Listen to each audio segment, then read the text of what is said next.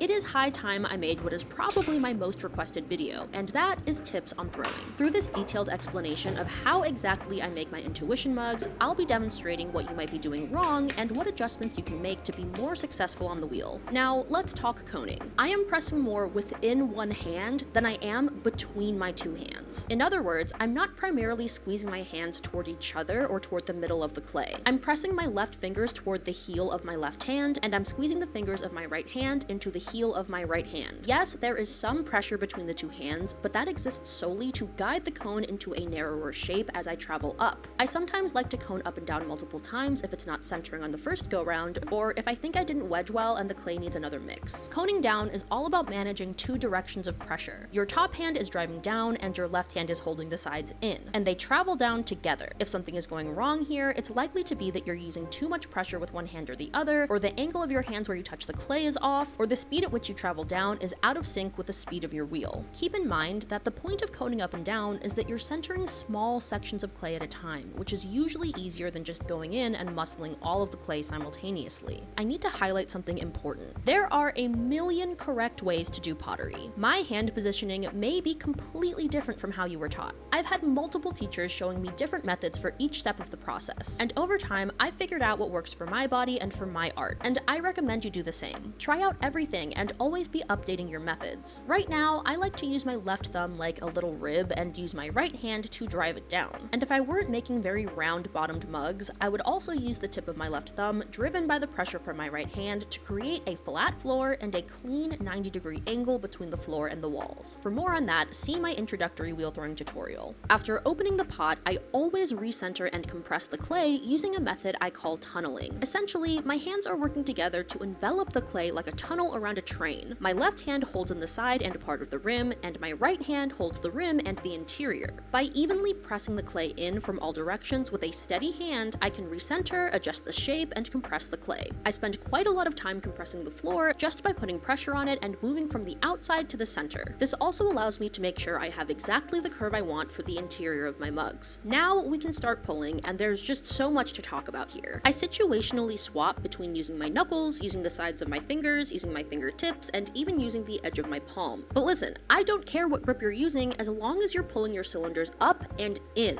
Up and in. You need to keep your cylinder in a controlled volcano shape until you've extracted as much height as you can from the clay. Once you've extracted all of the height, then you can shape it into whatever you want. And in order to extract height, you need to be forming a compression ring. This is a compression ring. It is the lump that is formed when you place your left or inside hand higher than your right or outside hand and then push in opposite directions. I'm gonna steal this screenshot from Florian Gadsby, who has an excellent video explaining this. The points of pressure are not directly across from each other. They are offset. You apply and maintain that pressure as you travel up and in. And by in, I mean to your left or toward the center of the wheel. Once I've gained all of the height I can, I do some shaping pulls. For this, my hand positioning is extremely similar to the typical pulling position I just discussed, except I use so little pressure between my fingers that I don't form a compression ring. Instead, I'm focusing on the overall motion and direction of the pull. I lean the pull to the left where I want the clay to narrow, and I lean the pull out or to the right where I want the clay to widen.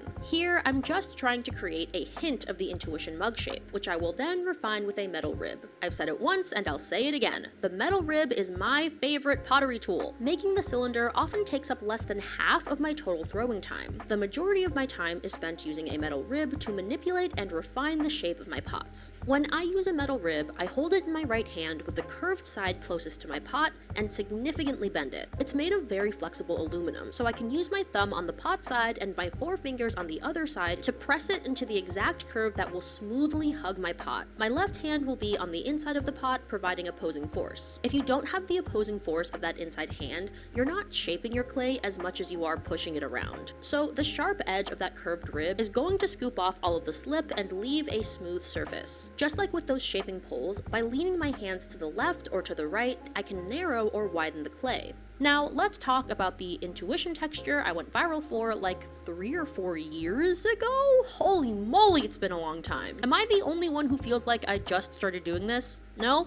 Anyway, over the years I've seen a lot of people get inspired by my serrated rib work, and I love seeing people try it out. However, often the people I've seen try this technique aren't applying the texture at the same point that I do, so their work can lack a bit of the dimension I enjoy about the technique. They add it when the pot is practically ready to come off of the wheel. I add it well before that. I apply it to this vaguely shaped cylinder and then stretch the out of the clay into the shape that I want. To start, I do 2 passes of the serrated rib, the first just to cover the surface, and the second to add that intuitive motion in sweeps and wiggles. Then I go over it again with a standard smooth rib along the path of the intuitive marks I made in the last pass with the serrated rib. It's really the stretching of the clay from the inside that opens up the texture and gives it a more natural feeling. I like to use the metal rib on the interior of my pot to do the stretching. If you've never tried this, be advised that using the metal rib on the inside of something takes practice, and until you're comfortable with it, you're probably going to rip open, tear, and cut your pot straight open. So practice on cylinders you don't really care about. In the final steps of making an intuition mug, I use the corner of the rib to make a nice band around the neck of the mug and then go back and forth between stretching the belly and curving the neck until I'm happy with the proportions. Sometimes I fiddle with it more and other times I fiddle with it less. In this case, I pulled the neck a little taller to suit the shape. I also make sure to cut off a small section of the rim using a needle tool to make sure the top is totally level. Don't forget to smooth and compress that new rim, even though, as I discussed in my last long form video, my trimming techniques rough up the rim anyway. Next, I use a wooden knife to cut some of the excess clay from the bottom and create an easy entry point for the wire before flooding the wheel and wiring through the bottom. The water allows me to hydroplane the pot off of the wheel and onto a board. So now you know step by step, in detail, how I make my intuition mugs. It's not the most beginner-friendly project, but if you're pretty competent with throwing a cylinder and using a metal rib, this could be a fun thing to try out. Honestly, if you're a potter and you've wanted one of my intuition mugs for a while, but always missed the drop, or it's out of your price range, or you don't live in the US, I highly recommend you make your own. I literally, physically, mathematically cannot make as many of these as there are people that want them, so please be my guest and make your own, or make it for friends. Hell, I don't think I'd even mind seeing someone sell basically the same thing at an art fair. More likely than not, that artist would probably put their own spin on it, and that would make it not a carbon copy. No artist worth their salt and capable of faithfully replicating my mugs would even want to make carbon copies. For me, as long as no one is running around making plausible imitations and saying I made them, copying my signature, or claiming they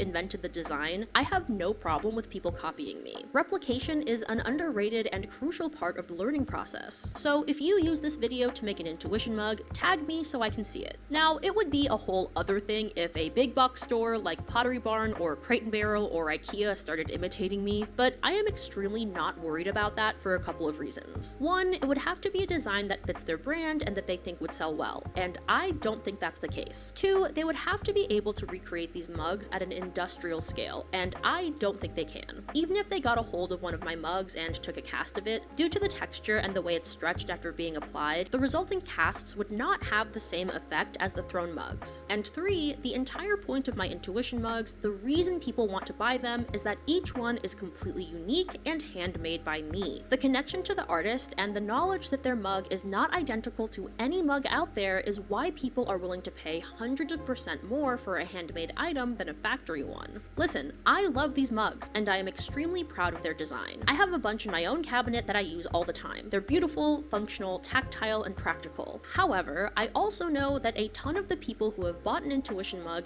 did so in large part because they feel connected to my story, enjoyed watching me make it, and want to support me in the way a music fan might buy a vinyl or a band t-shirt. Yes, they get an object they can use, but they're not just paying for the object itself. Even if a factory could magically reproduce these mugs, while some people would like them and buy them without needing to know who made it, I think most of the people out there right now who want one of my mugs would rather wait for my drops and pay a higher price because they would know that the connection and story are missing from the replicas. At least I like to think so.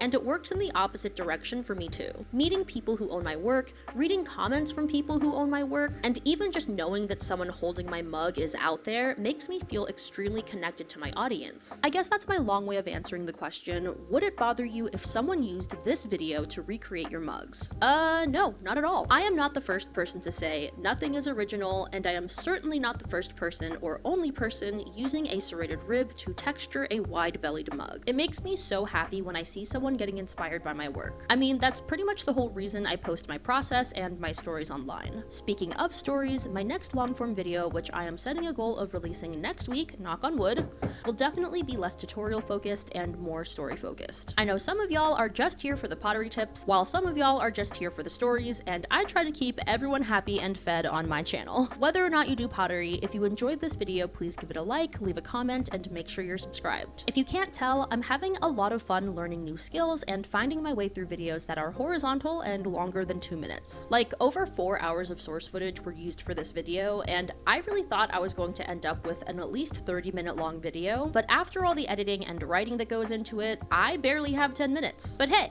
now I know. I really hope you're doing well, and if you left any comments on my last video, I want to say thank you, and I almost certainly read it. See you next time. Longform Sarah out.